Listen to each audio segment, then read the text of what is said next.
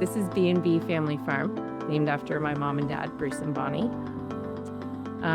We now have my mom and dad, Zion and I, and our two kiddos who do the farm together for about 13 years now. And yeah, the goal was to get us all here in the same place, and we accomplished that. We love what we're doing. We have some amazing employees as well, and a crew that helps us harvest. We've kind of built this community of really wonderful people that come together and help us make this a really special place. We hope that it brings the joy that we feel to everyone else as well.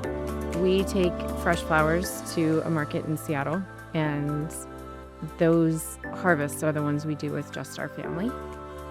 It's so cool.